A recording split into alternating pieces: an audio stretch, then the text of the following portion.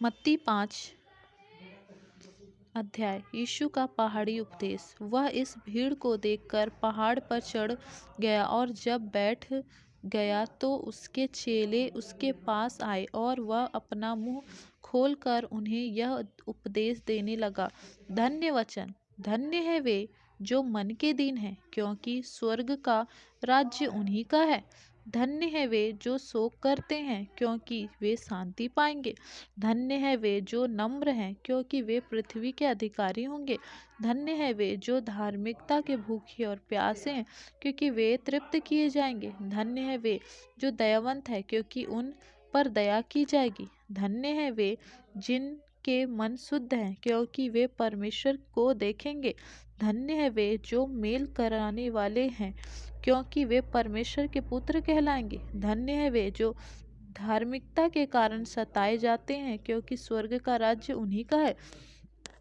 धन्य हो तुम जब मनुष्य मेरे कारण तुम्हारी निंदा करे और सताए और झूठ बोलकर तुम्हारे विरोध में सब प्रकार की बुरी बात कहे, तब आनंदित और मगन होना, क्योंकि तुम्हारे लिए स्वर्ग में बड़ा फल है। इसलिए कि उन्होंने उन भविष्यद्वक्ताओं को जो तुमसे पहले थी इसी रीति से सताया था।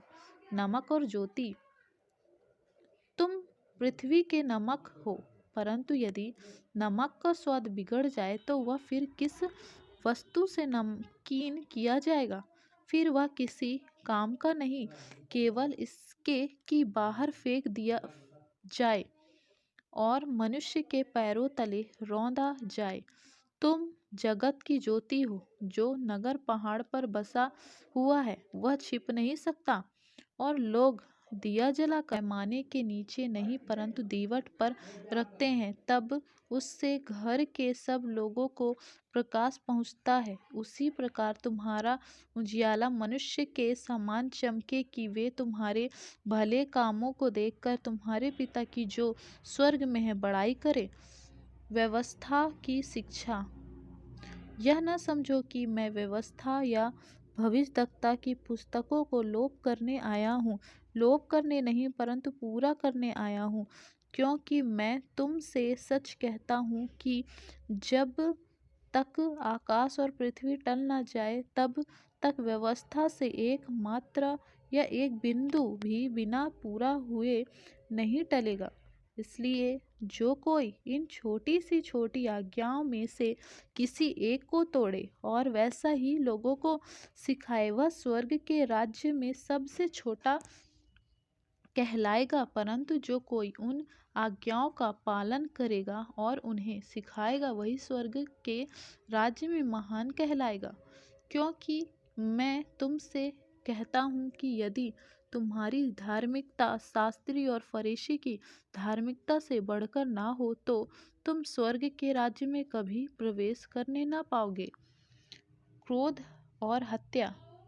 तुम सुन चुके हो कि पूर्व काल के लोगों से कहा गया था कि हत्या ना करना, और जो कोई हत्या करेगा वह कचहरी में दंड के योग्य होगा। परंतु मैं तुमसे यह कहता हूँ कि जो कोई अपने भाई पर क्रोध करेगा वह कचहरी में दंड के योग्य होगा, और जो कोई अपने भाई को निकम्मा कहेगा वह महासभा में दंड के योग्य होगा, और जो कोई कहे अरे मूर्ख, वह नरक की आग के दंड के योग्य होगा। इसलिए यदि तू अपनी भेंट वेदी पर लाए और वह तू स्मरण करे कि तेरे भाई के मन में तेरे लिए कुछ विरोध है, तो अपनी भेंट वहीं वेदी के सामने छोड़ दे और जाकर पहले अपने भाई से मेल मिलाप कर और तब आकर अपनी भेंट चढ़ा। जब तक तू अपने मुद्दई के साथ मार्ग ही में है, उससे झटपट मेल मिलाप कर ले। कहीं ऐसा ना हो कि मुद्दई तुझे हकीम को सौंपे और हकीम तुझे सिपाही को सौंप दे और तू बंदीगृह में डाल दिया जाए।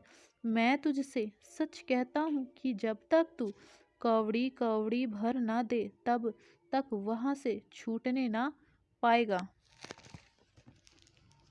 व्यभिचार। तुम सुन चुके हो कि कहा गया था, वह विचार न करना। परंतु मैं तुमसे यह कहता हूँ कि जो कोई किसी स्त्री पर कुदृष्टि डाले, वह अपने मन में उससे व्यभिचार कर चुका। यदि तेरी दाहिनी आंख तुझे ठोकर खिलाए तो उसे निकाल कर फेंक दे, क्योंकि तेरे लिए यही भला है कि तेरे अंगों में से एक नष्ट हो जाए और तेरा सारा शरीर नरक में ना डाला जाए। यदि तेरा दाहिना हाथ तुझे ठोकर खिलाए तो उसको काट कर फेंक दे, क्योंकि तेरे लिए यही भला है कि तेरे अंगों में से एक नष्ट हो जाए और तेरा सारा शरीर नरक में ना डाला जाए। तलाक। यह भी कहा गया था, जो कोई अपनी पत्नी को तलाक देना चाहे तो उसे त्यागपत्र दे। परंतु मैं तुमसे यह कहता हूँ कि जो कोई अपनी पत्नी को व्यभिचार के सिवा किसी और कारण से तलाक दे तो वह उससे व्यभिचार करवाता है, और जो कोई उस त्यागी हुई से विवाह करे वह व्यभिचार करता है। शपथ।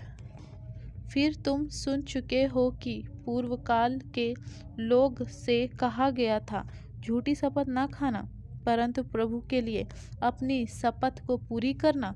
परंतु मैं तुमसे यह कहता हूँ कि कभी शपथ न खाना, न तो स्वर्ग की, क्योंकि वह परमेश्वर का सिंहासन है, न धरती की, क्योंकि वह उसके पाँव की चौकी है, न यरूशलेम की, क्योंकि वह महाराजा का नगर है। अपने सिर की भी शपथ ना खाना, क्योंकि तू एक बाल को भी ना उजाला ना काला कर सकता है। परंतु तुम्हारी बात हाँ की हाँ या नहीं की नहीं हो, क्योंकि जो कुछ इससे अधिक होता है वह बुराई से होता है। प्रतिशोध। तुम सुन चुके हो कि कहा गया था, आँख के बदले आँख और दांत के बदले दांत। परंतु मैं तुमसे यह कहता हूँ कि बुरे का सामना न करना, परंतु जो कोई तेरी दाहिनी गाल पर थप्पड़ मारे उसकी ओर दूसरा भी फेर दे। यदि कोई तुझ पर नालिश करके तेरे कुर्ता लेना चाहे तो उसे दोहर भी ले लेने दे। जो कोई तुझको कोस भर बेगार में ले जाए तो उसके साथ 2 कोस चला जा। जो कोई तुझसे मांगे उसे दे, और जो तुझसे उधार लेना चाहे उसे ना मुंह ना मोड़। शत्रु से प्रेम। तुम सुन चुके हो कि कहा गया था, अपने पड़ोसी से प्रेम रखना और अपने बैरी से बैर।